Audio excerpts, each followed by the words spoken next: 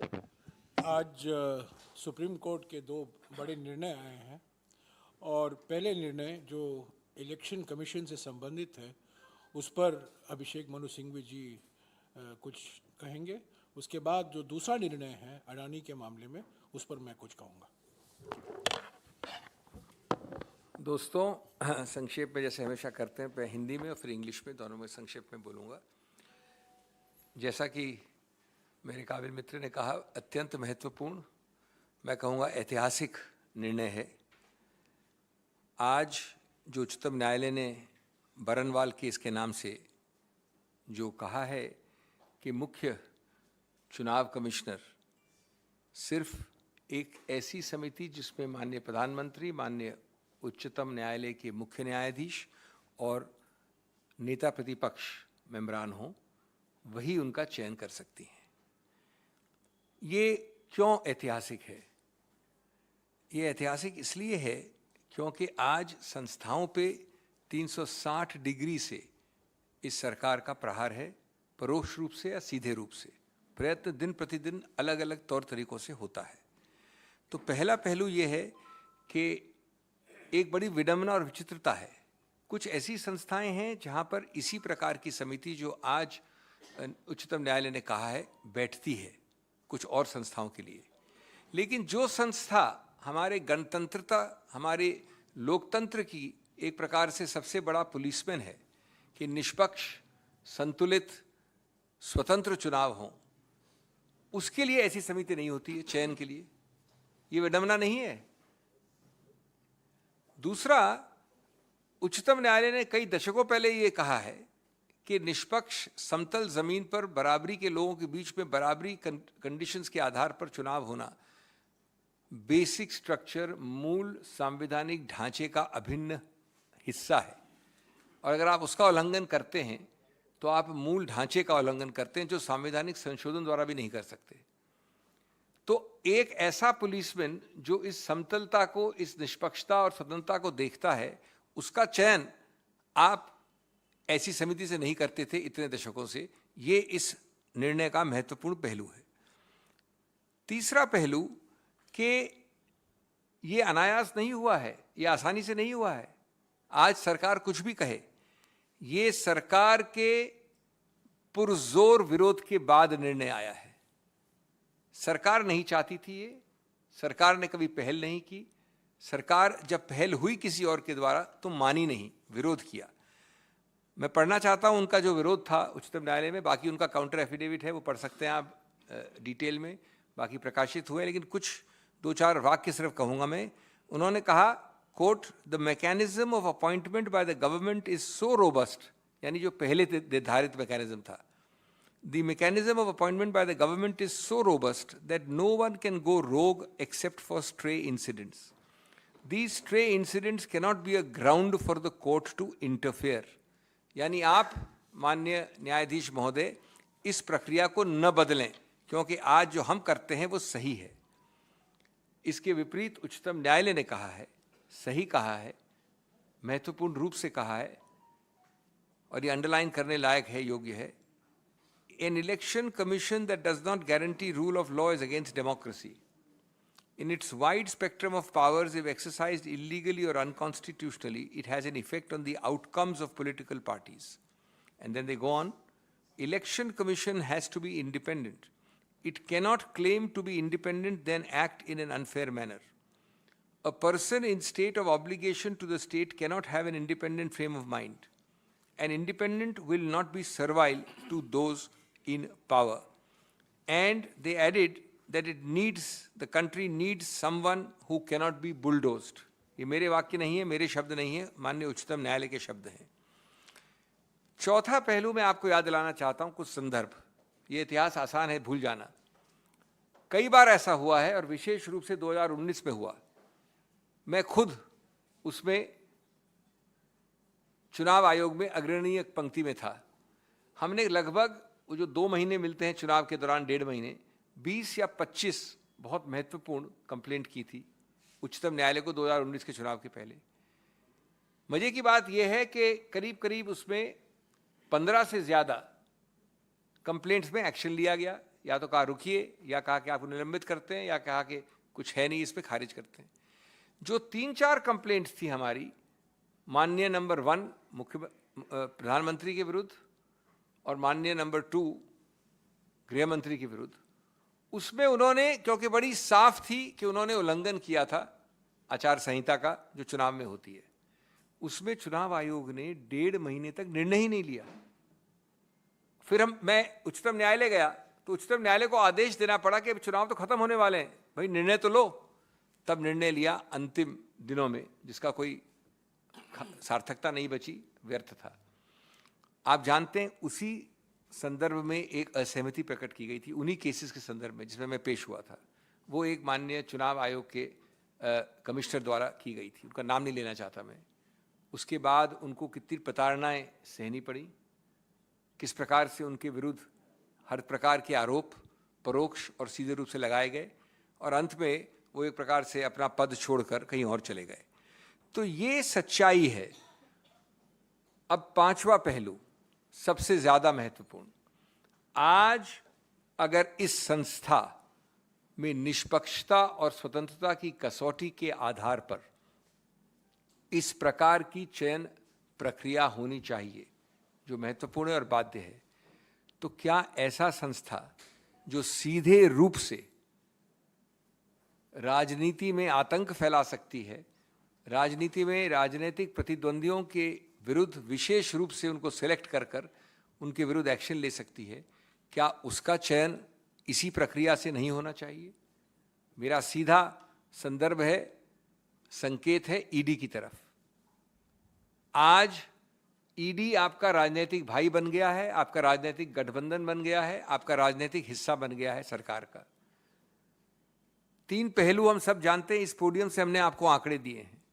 पहलू नंबर 1, 2014 के पहले और 2014 के बाद 1000% से ज्यादा वृद्धि हुई है ईडी द्वारा केसेस दायर करने में, 1000 से ज्यादा, वो आंकड़े हैं आपके पास। दूसरा पहलू, 95% उन केसेस में से सब प्रतिपक्ष के विरुद्ध हैं। 95, कुछ कहते हैं कि 98, मैं 95 कह रहा हूं, क्योंकि ईडी इस तरफ ही देखती है, सिर्फ उधर देखती ही नहीं है। तीसरा, कि अगर वो जो केसेस हैं जिसमें प्रतिपक्ष के लोग जिनके विरुद्ध ईडी केस शुरू करती है वो पक्ष बदल दें, दल बदल दें, सत्तारूढ़ बीजेपी को ज्वाइन लें, तो बीजेपी की लॉन्ड्री मशीन से सब कुछ सफेद निकल आता है और यही एजेंसी चुप हो जाती है। तो ऐसा एजेंसी का दुर्व्यवहार जो दिन प्रतिदिन हम देखते हैं, मैं समझता हूं सबसे अहम और सबसे अनिवार्य है कि यही नियम, कानून, सिद्धांत लागू हो, तुरंत लागू हो। और इसमें उल्टा ये हो रहा है कि याचिकाएं अभी पेंडिंग है, लंबित है उच्चतम न्यायालय में, कि आप व्यक्तियों को 1-1 वर्ष के का कानून पास किया।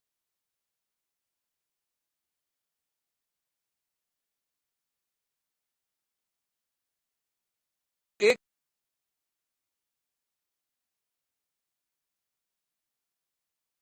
रही है और एकदम दूसरी दिशा में खींच रही है कि हम 1 बार एक्सटेंशन देंगे, दूसरी बार देंगे, 5 बार दे सकते हैं 1-1 वर्ष के लिए। 1 वर्ष के लिए क्यों? जिससे कि आप आश्रित हो मेरे ऊपर, जिससे कि आपकी करियर, आपकी महत्वाकांक्षाएं, आपका एम्बिशन सब मेरे ऊपर निर्भर हो और मैं जो कहूं वो आप मेरी करें। तो मैं समझता हूं कि ये एक निर्णय है जो बहुत ज्यादा व्यापक प्रभाव रखता है, सही प्रभाव रखता है, और इसको लेटर और स्पिरिट तुरंत सरकार को सिर्फ कार्यान्वित नहीं करना चाहिए, लेकिन तुरंत the Supreme Court judgment strikes, smacks, and slams the hegemonic, the control freak approach of this government towards institutions which are supposed to be very to function. It's to that policeman who is entrusted and charged with the responsibility of conducting fair, free, balanced, level playing field elections in the country. And incidentally, as you know, decades ago, not now, fair, free, level playing, specifically a part of the basic structure of the Constitution. As you know, the basic structure can't be amended even by a constitutional amendment. Now, if that is so, the policemen entrusted and charged with this constitutional responsibility must necessarily be completely independent and run a system which is level. And the court has said today an election commission is against democracy. In its wide spectrum of powers, if exercised illegally or unconstitutionally, it has an effect on the outcomes of political parties. They have added that it needs someone who cannot be bulldozed. The second facet, friends, is that this is not as if the government can make a virtue out of necessity today and claim credit for anything. This government opposed tooth and nail what has happened today by filing counter affidavits, by arguing through senior law officers,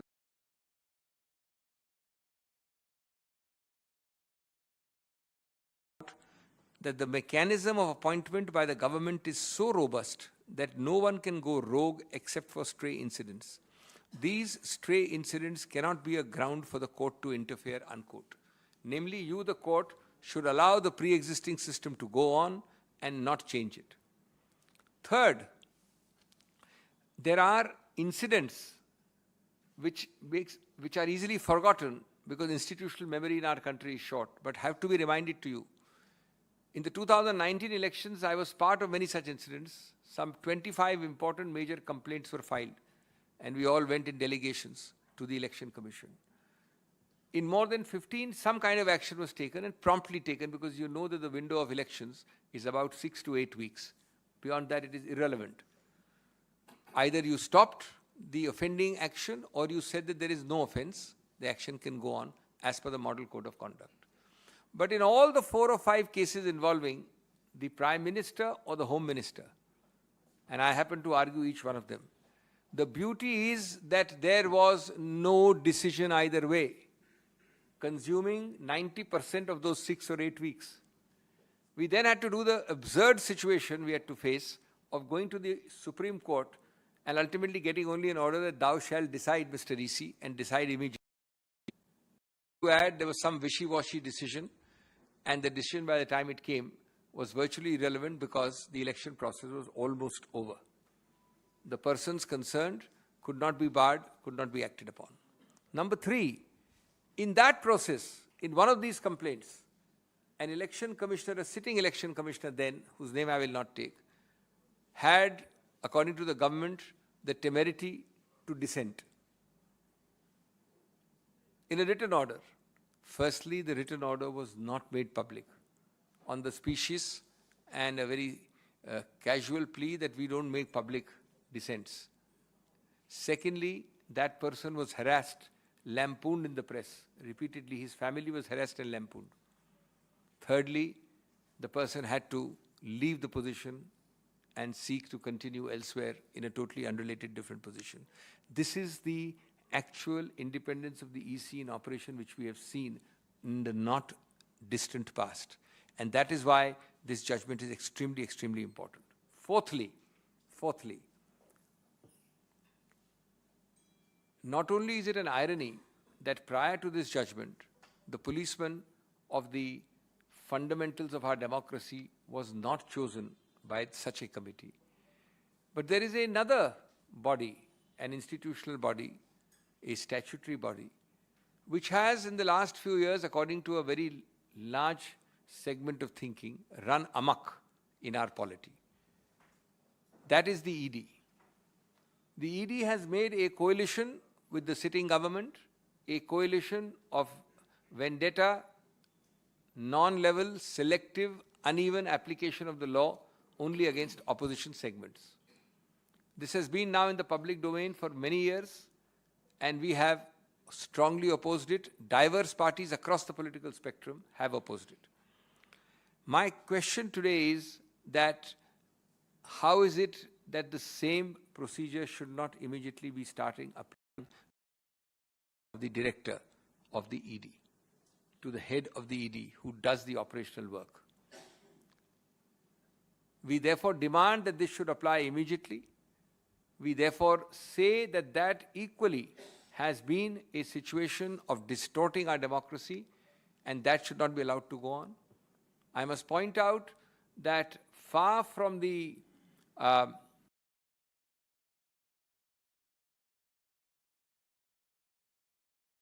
impartial selection of the heads of institutions, the government has moved in the exact opposite direction with alacrity.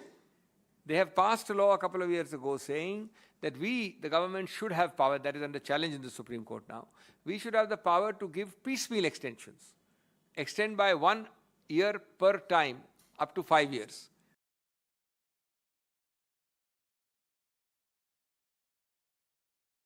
A control freak Sarkar's name.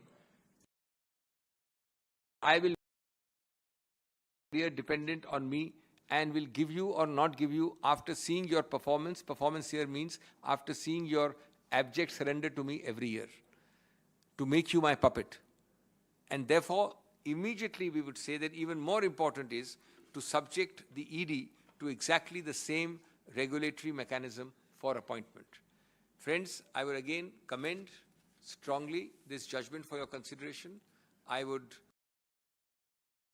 the letter and spirit of what the Supreme Court has said, I meaning the party which I represent, and we would strongly welcome this judgment, but we would also request and demand that the letter and spirit of this is applied to an institution like ED forthwith. Thank you very much. अगर इस पर कुछ सवाल है तो Dr. Bailey, would you like the present election commissioners to tender their resignation so as to facilitate the committee to have a free and fair as the election commission wants? I am glad you asked that question. That is the natural, logical corollary and consequence of a judgment. By the judgments, unlike statutes, are necessarily retroactive. Because the judgment which comes is supposed to be the law for all times. It is not a point of time when a legislature passes a law. The letter and allowing a EC to function with persons appointed entirely by the executive of the day is hugely deleterious and adverse to independence. If that be so,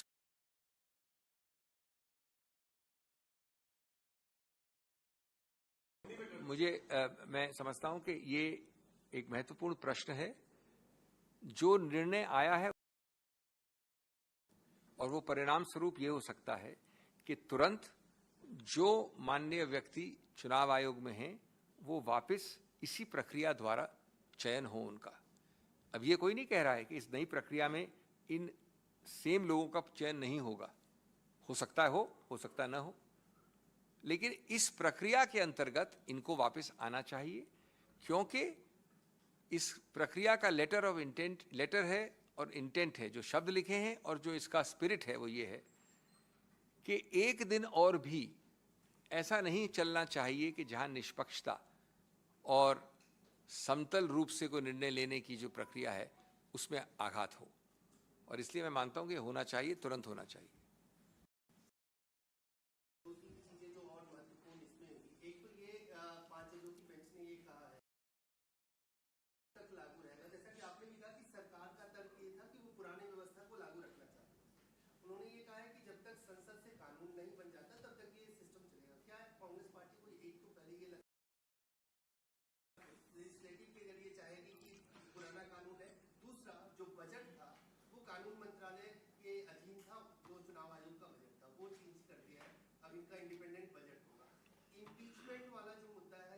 अब बहुत मुद्दे पूछ रहे हैं, एक बार पहले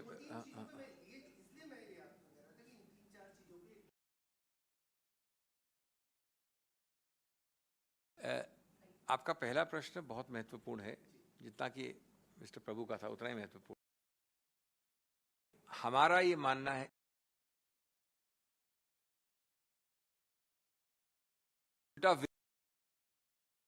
कि उनको आंशिक रूप से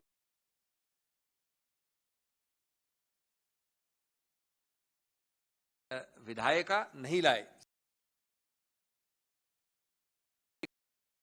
विश्वास है कि तुरंत एक कानून लाया जाएगा जो वस्तुस्थिति पुरानी वापस स्थापित करे। मैं आपको आश्वस्त कर देता हूं कि हम लोग पुरजोर तरीके से, हम नहीं, पूरा विपक्ष इसका विरोध करेगा। अगर आप अच्छा नहीं करेंगे और उच्चतम न्यायालय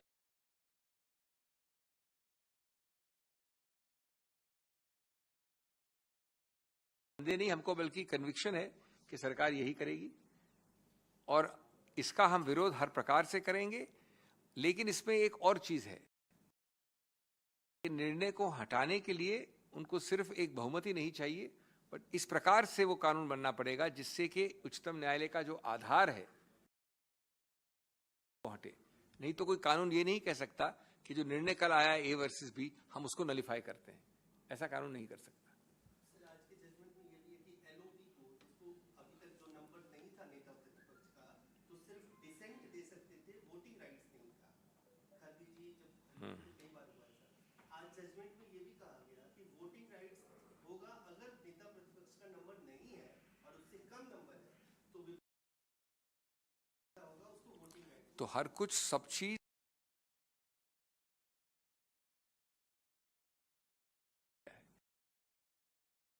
कि पिछले कई वर्षों से किस प्रकार की बेहूदी टेक्निकलिटी पे, जिससे विपक्ष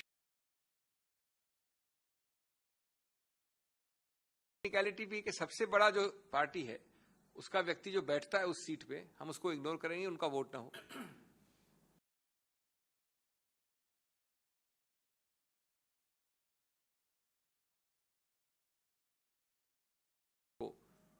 प्लग किया है इस निर्णय ने। वो वैसे अपने आप में बेहुदा था, लेकिन उसको प्लग किया है, सही प्लग किया है। But it's ironical because you all also were in power and you also did follow the same system for the longest. Cases like this. We all understand, Sunil, that times have drastically changed. Not changed, they have changed 180 degrees, and they've changed for the worse. The degree of micromanagement, assault on institutions, the degree of subversion of institutions, the degree of control freak sarkar has not been seen in this country for the likes of 75 years. So for you to compare the past with this is completely wrong. ये बड़ा स्पष्ट करना चाहता हूं कि 75 वर्ष में जिस प्रकार का आघात संस्थाओं पे इस सरकार ने दिखाया है, पहले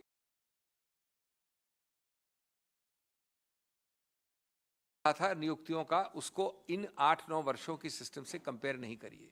ये बात सही है कि ढांचा वही था, लेकिन ढांचा को ऑपरेट जो करते थे उन्होंने कभी न ये कंट्रोल फ्रीकता दिखाई जो आज दिखती है, और सबसे ज्यादा हर संस्था के ऊपर आघात करना, हर संस्था को कंट्रोल करना, हर संस्था पे दुष्प्रभाव देना, मैं नहीं समझता। और सरकारें अलग अलग हुई हैं, मैं इसमें वाजपेयी सरकार को भी शामिल करता हूं, मैं इसमें गैर कांग्रेस सरकार को भी शामिल करता हूं। ये तो अनूठी छवि है सिर्फ मोदी सरकार की, और इसलिए उस पर तुलना करना होगा।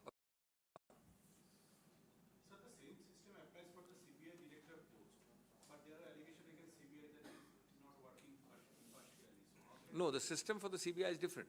That's the point. It's not this. No, 3, but I'm saying that there is not these 3 at all for the EC. For the CEC, there was no 3 before this. Now, with this judgment, if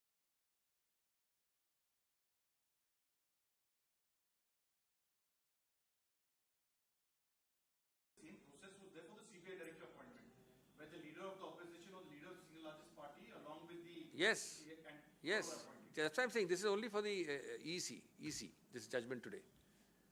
It was there not only for, it was there for NHRC also, it was there for Lokpal also. That's what, yeah. Sir, तो बीते दिनों में हमने देखा है, खुद आपके नेता राहुल गांधी ने भी चुनाव आयोग को लेकर के सवाल उठाए। क्या माना जाए कि अब ये जो नया फैसला, जो ताजा फैसला आया, उसके बाद अगर नया आयोग गठित होता है तो अब कम से कम चुनाव आयोग की विश्वसनीयता आप लोगों की नजर में जब होता है, अगर होता है तो निश्चित रूप से विश्वसनीयता बढ़ेगी। आपके मुंह में घी शक्कर, लेकिन हमें कोई आशा नहीं है कि होगा इतनी आसानी से। जिस तरीके से पूरी प्रक्रिया हुई, आप लोग तमाम पॉलिटिकल पार्टियां बार-बार कहती थी कि पार्शियलिटी होती है, तो सुप्रीम कोर्ट ने जो आज किया है, तो आप लोगों का स्टैंड वो स्टैंड निश्चित रूप से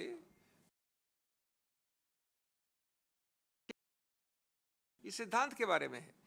ये जो सुधार हुआ है, ये ढांचा बदला गया है, और ढांचा बदलने से सबको सुधार होता है। आज आप हैं, कल मैं हूं, कल ये हैं, उससे मतलब नहीं है। लेकिन ये क्यों हुआ है, ये जरूरी समझना।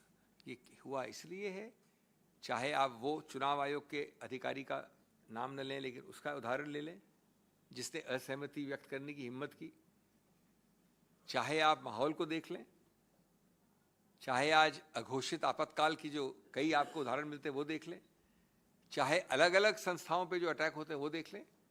इन सबको मिलाकर निर्णय होता है, और ये निर्णय का आधार वो पूरा माहौल है, वो पूरा वातावरण है। Okay, right sir, thank you, all the best.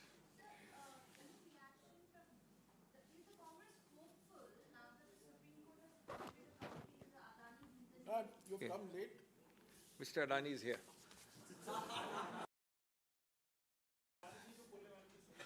यार है ना। Okay, thank you. कुछ हमारे दोस्तों को समय पर आने का थोड़ा कठिनाई करें तो अच्छा होगा। मैंने पहले ही कहा था कि सिंघवी साहब ईसी के निर्णय पर बोलेंगे और अडानी के निर्णय में मैं बोलूंगा।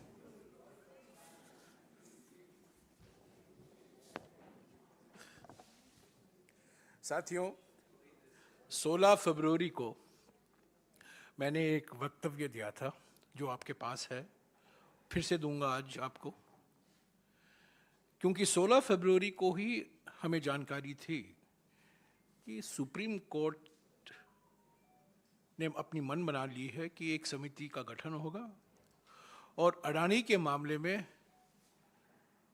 सीमित तौर तक जो सेबी के कानून है और सेबी के नियम है, क्या उनका उल्लंघन हुआ है कि नहीं, वो समिति उसकी जांच करेगी।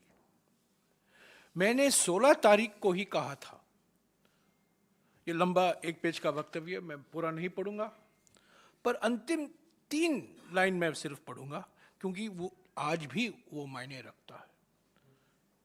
आज जो निर्णय आया है, समिति का गठन हुआ है, समिति के सदस्यों का नाम भी निकला है, फिर भी उसके बावजूद जो मैंने 16 फरवरी को कहा था, वो अंतिम 3 लाइन में पढ़ूंगा।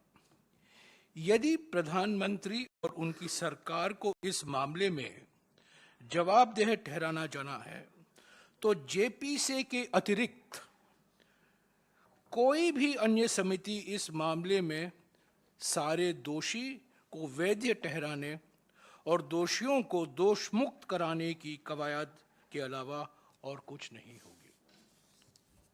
If the Prime Minister and the government are to be held accountable, any committee other than a JPC will be nothing but an exercise in legitimization and exoneration. और ये क्यों है, उसका भी इस वक्तव्य में जानकारी आपको दी गई है, क्योंकि ये सिर्फ सेबी के कानून तक सीमित नहीं है। ये मामला ये नहीं है कि क्या सेबी के कानून का उल्लंघन हुआ है, नियमों का उल्लंघन हुआ है, पर इससे आगे भी बढ़कर अलग अलग मुद्दे हैं। और पिछले 20 दिन में रोज कांग्रेस पार्टी ने 3 सवाल उठाए हैं। आज भी 3 सवाल उठाया गया है, 60 ने। ये कोई सुप्रीम कोर्ट की जांच समिति इसका जवाब नहीं दे सकती।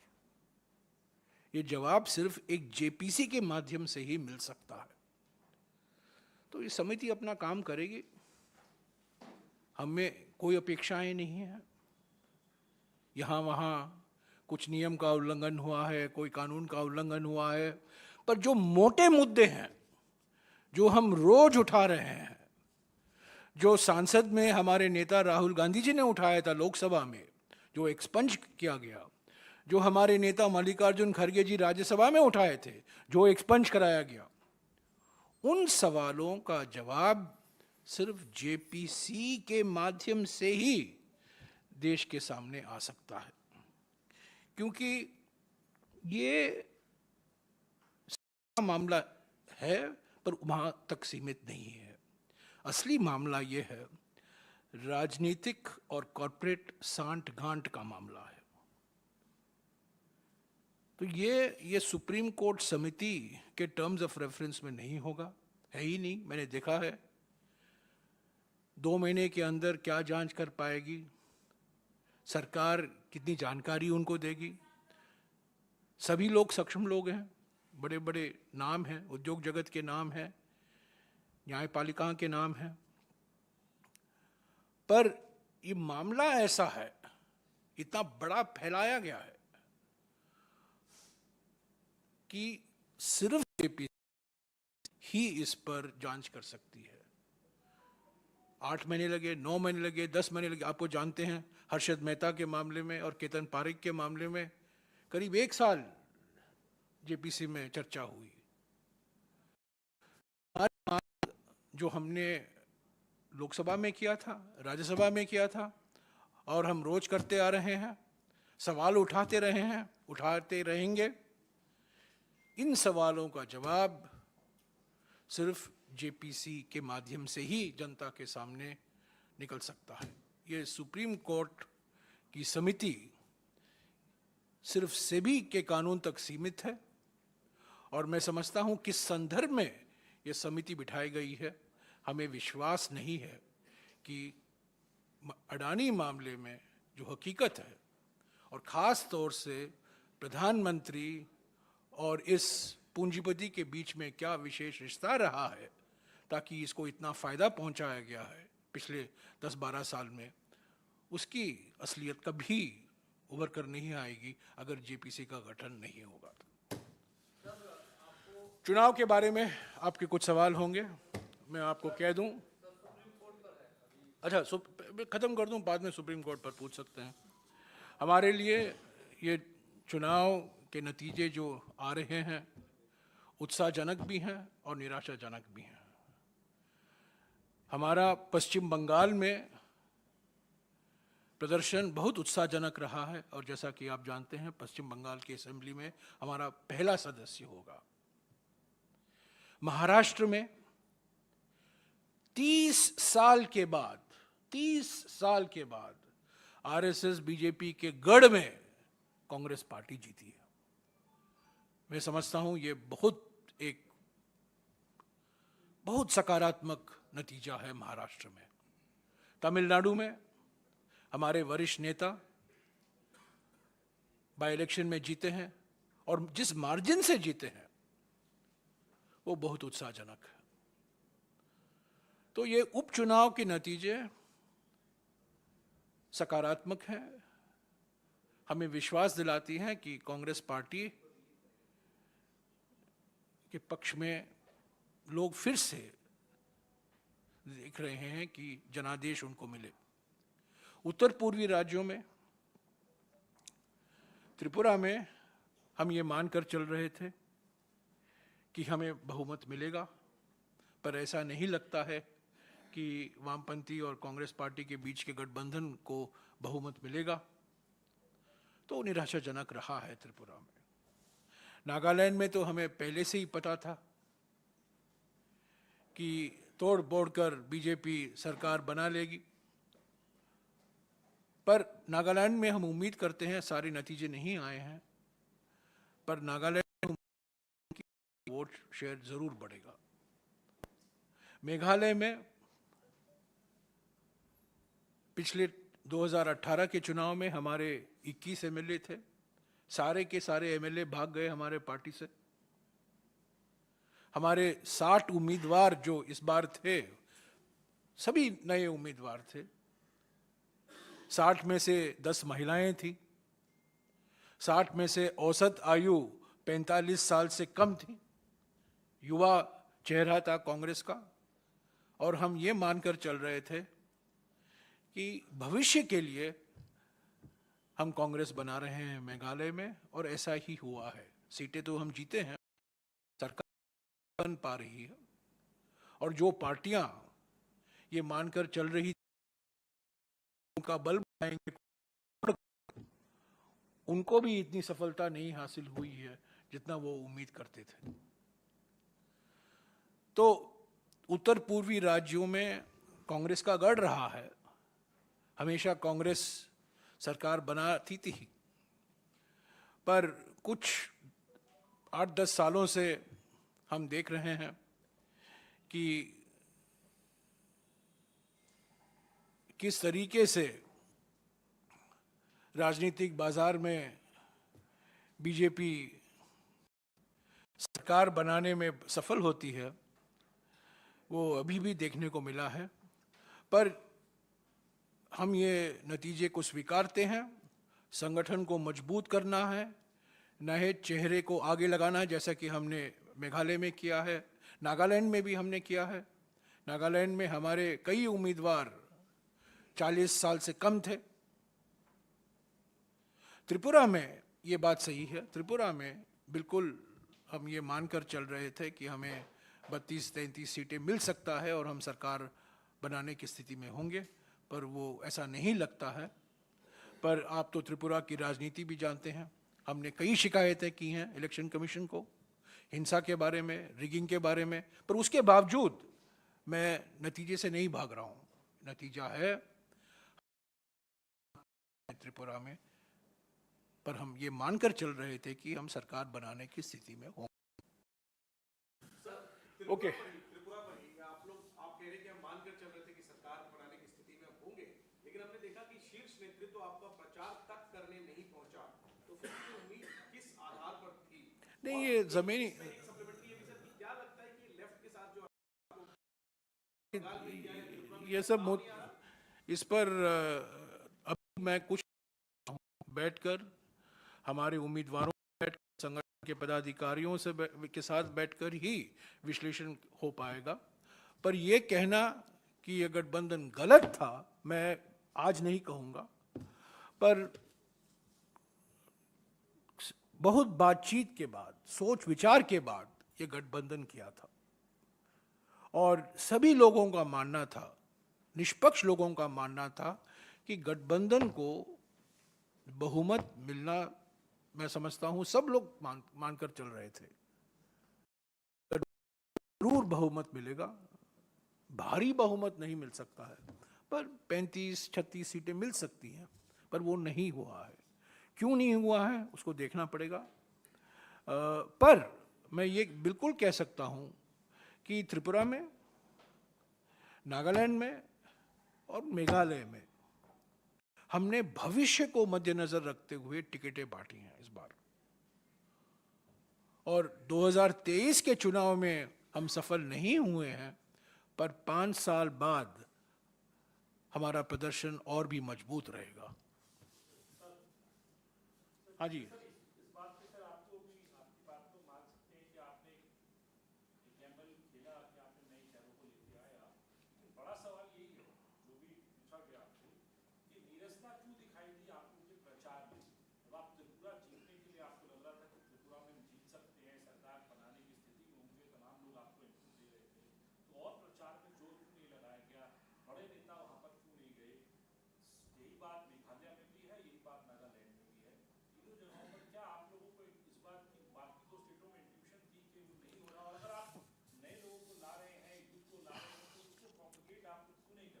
ये राष्ट्रीय चुनाव नहीं है, ये विधानसभा के लिए चुनाव है, और मैं नहीं समझता हूं कि राष्ट्रीय स्तर के नेता वहां जाकर प्रचार में इतना प्रभावशाली हो सकते हैं कि चुनाव एक तरफा से दूसरे तरफ ला सकते हैं। स्थानीय स्तर पर संगठन मजबूत है कि नहीं वो महत्व रखता है, हमारे कैंडिडेट मजबूत हैं कि नहीं वो महत्व रखता है, प्रचार किस तरीके से वहाँ का संगठन कर रहा है वो महत्व रखता है। तो ये कहना कि हमारे राष्ट्रीय नेता वहाँ नहीं गए इसलिए हमारा प्रदर्शन इतना निराशाजनक रहा, मैं बिल्कुल सहमत नहीं हूँ इससे। ये राष्ट्रीय चुनाव नहीं है, ये स्थानीय चुनाव है, स्थानीय कारण होते हैं। और पिछले कुछ सालों से खास तौर से मेघालय का मिसाल लूँ, मेघालय में 2018 में हमारे 21 उम्मीदवार जीते थे, हमारे 21 एमएलए थे। 2023 के चुनाव में हम चुनाव में एक भी हमारा जो एमएलए चुना गया था 2018 में हमारे पार्टी के चुनाव चिन्ह पर नहीं खड़ा हुआ, एक भी नहीं।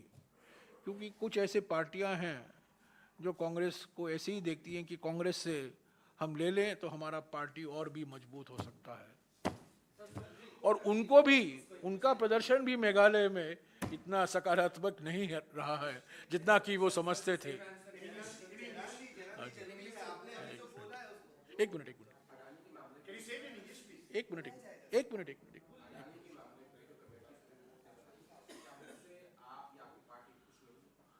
अडानी के पार्ट, सॉरी, हाँ,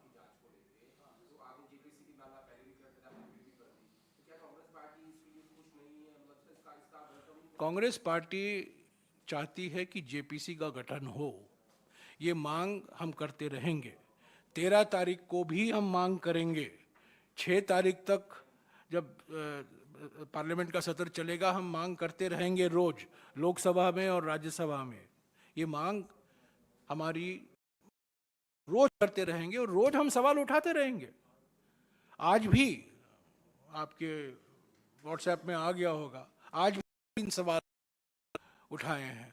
आज तक 60 सवाल हमने उठाए हैं और मैं विश्वास के साथ कह सकता हूं इन 60 में से भी एक भी ऐसा सवाल नहीं है जो सुप्रीम कोर्ट की समिति उस पर जांच करने की स्थिति में होगी।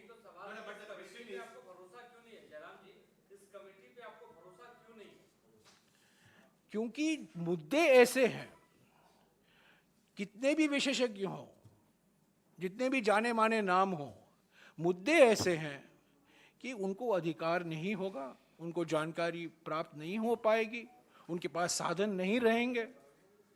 जेपीसी की अलग से एक विशेषता होती है, हमने देखा है, हर्षद मेहता घोटाले के मामले में देखा है, केतन के मामले में देखा है, और कई ऐसे विषय पर जब जेपीसी के पास इतने अधिकार होते हैं, इतने साधन होते हैं जानकारी हासिल करने की संस्थाओं से, वो किसी समिति के पास नहीं रह रहेगा।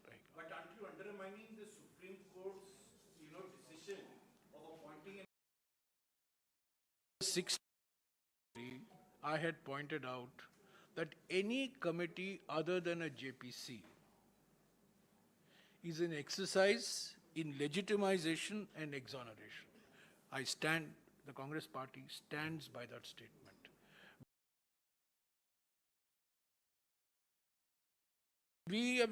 Don't jump the gun. The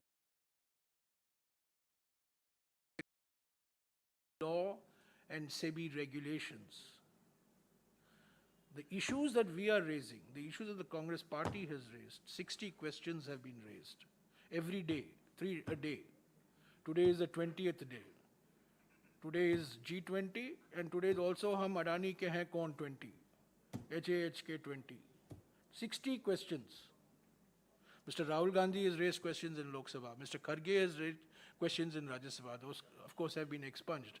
Mercifully, the 3 questions that are issuing daily are not being expunged. Not yet, anyway. Those questions cannot be answered by an expert committee. That can be answered only by a JPC. Because those... Will the Supreme Court committee answer how is it that Mr. Adani got the contract for running 6 airports when the recommendation of was one bidder should not get more than 2 airports? Will the Supreme Court committee answer this question? No. Committee answer the question relating to the controversy over the passport of Mr. Vinod Adani, who is a key figure in this scam. They will not do it.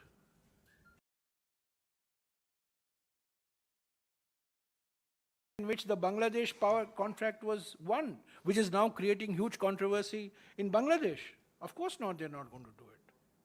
So to the extent that laws of SEBI have been violated and the extent to which investor protection has to be ensured, the committee may come up with some recommendations.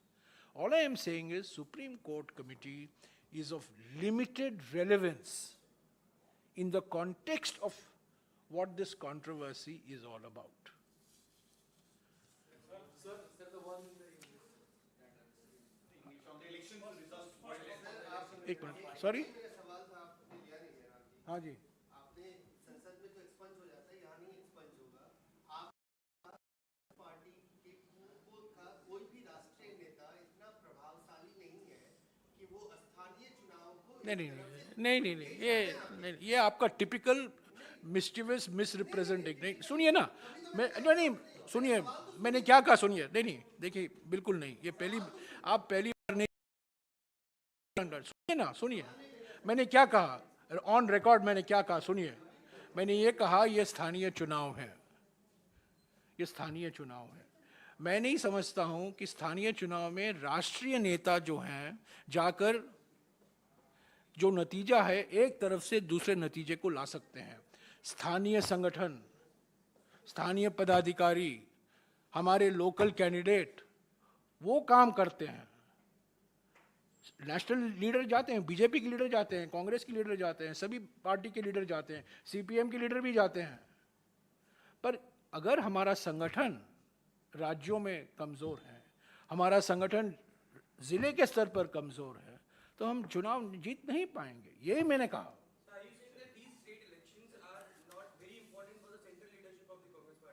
No, no, I am not saying that. I am saying that these are assembly elections. These are assembly elections. In Gram Panchayat elections, in Nagar Palika elections, local leadership matters.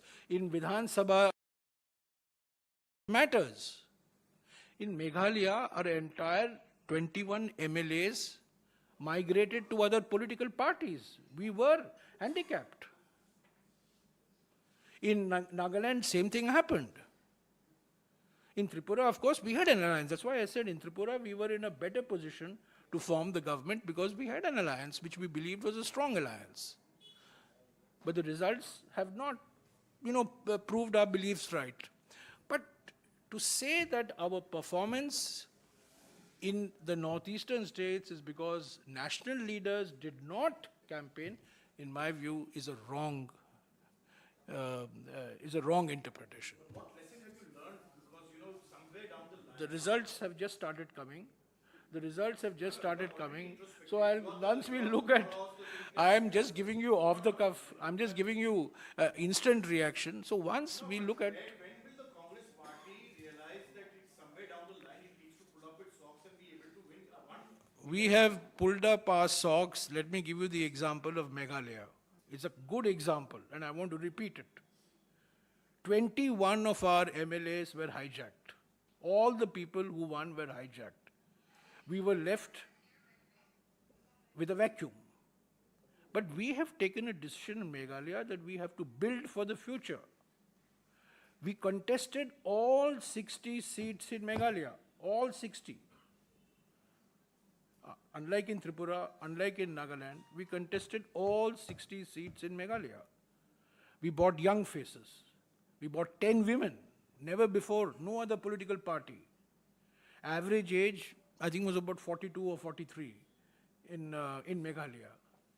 A very young age profile, professional profile. And we believe that we are building for the future in Meghalaya. We had serious problems this time because our entire people who had been elected on our ticket and who were MLAs had migrated to other political parties. So these decisions take a lot of time, and I think we are playing for the future in the Northeast, even in Nagaland. I've been to Nagaland. I went to Meghalaya. I saw the profile of the candidates.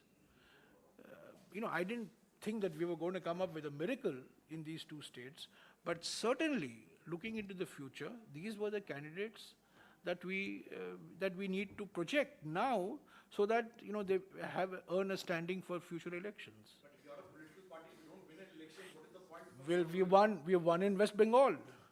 We have won in Kasba in Maharashtra, an election that for over 30 years was being won by the RSS and the BJP. Sagar Digi we have won. That you will not say. Erode we have won.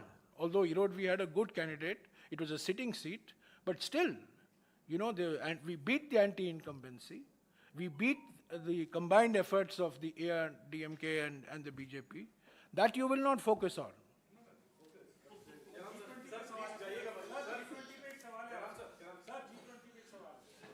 किसके बारे में? G20 में। दो संगठनों ने, महिला कांग्रेस ने और यूथ कांग्रेस ने चीनी विदेश मंत्री के भारत दौरे के खिलाफ प्रदर्शन किया है। इस मामले पर ट्विटर पर जो है आप लोग मतलब इस पर कोई टिप्पणी नहीं की है, तो क्या कांग्रेस मंत्री और इस पर आप अधिकारी कांग्रेस पार्टी चाहती है कि प्रधानमंत्री कुछ बोले। दो मामले पर सभी दुनिया भर के मामले में प्रवचन देते रहते हैं, आज भी उन्होंने प्रवचन दिया है G20 को, पर दो मामलों पर वो चुप्पी कभी नहीं तोड़ते, एक चाइना और दूसरा अडानी। इन दो मामले पर तो चुप्पी तोड़ी है और दोनों को क्लीन चिट दे दिया इन्होंने। दोनों पर चुप्पी, दोनों के लिए क्लीन चिट। तो प्रदर्शन इसलिए था, अगर प्रधानमंत्री कुछ बोले तो प्रदर्शन की जरूरत नहीं पड़ेगी। संसद के अंदर नहीं बोलते हैं, संसद के बाहर नहीं बोलते हैं, और जब बोलते हैं क्लीन चिट दे देते हैं।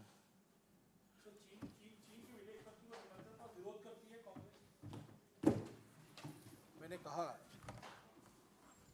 कांग्रेस पार्टी चाहती है कि प्रधानमंत्री चीन के मामले में अपना चुप्पी तोड़ें और देश को कहें कि उन्होंने क्लीन चिट क्यों दिया जून 2020 में। Okay, thank you.